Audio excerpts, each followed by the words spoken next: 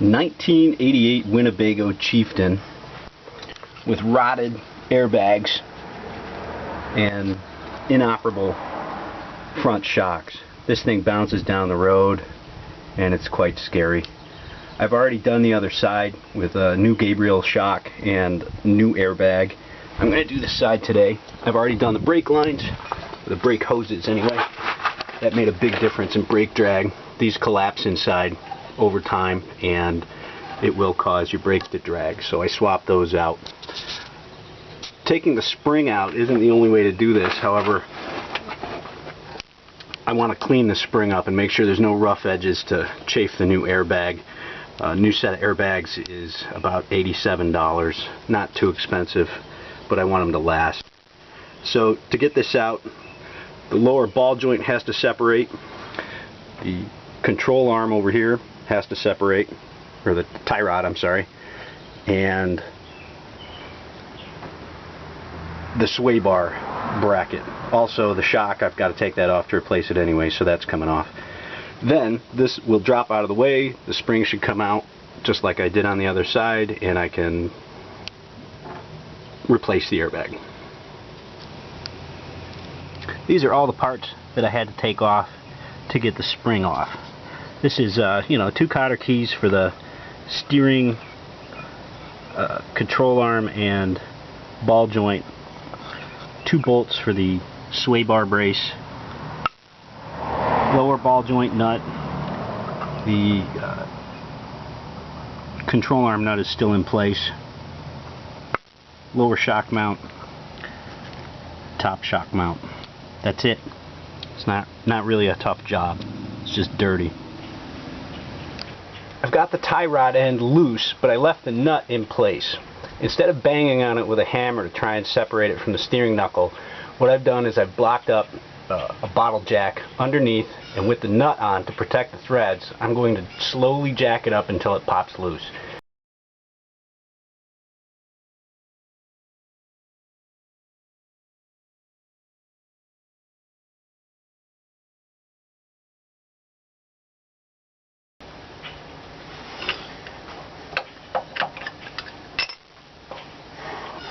Looks like some impact might be required.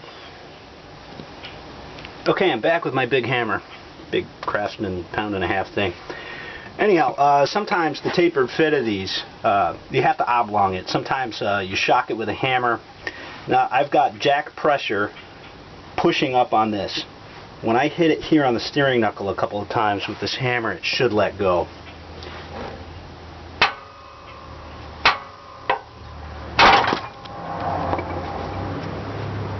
Hey, I got the ball joint and the steering knuckle at the same time. Woohoo! Okay, so here's the old shock out, or the old spring out. Really rusty, lots of jagged edges, and that airbag is nasty. So that's coming out. I'm going to cut that out of there. And here's a look at the original shock that came off of that thing. It is no good whatsoever. Got some new parts waiting over here to go in.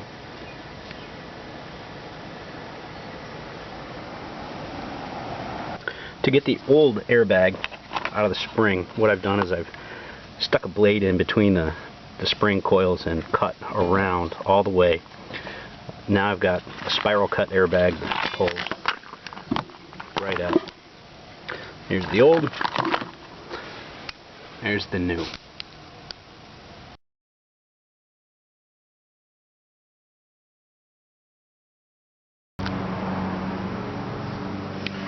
Okay, the spring paint is dry, and now it's time to put the airbag inside the spring. It doesn't fit easily. There's a trick to this. You can't just smash it in there. It involves string, or what I prefer is a couple of gigantic zip ties.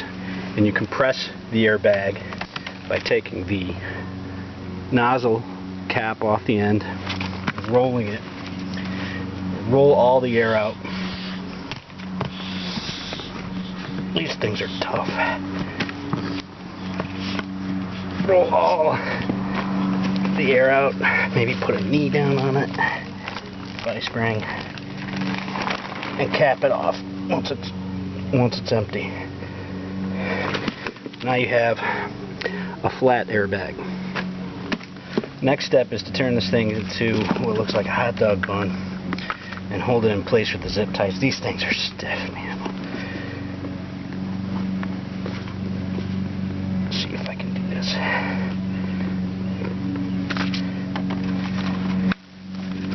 I guess I should get this started first.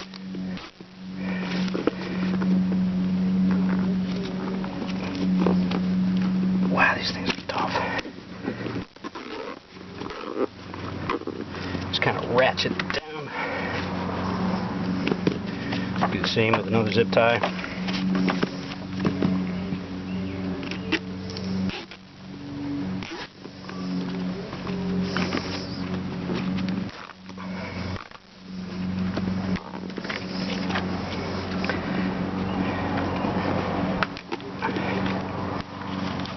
Something that'll fit inside our spring.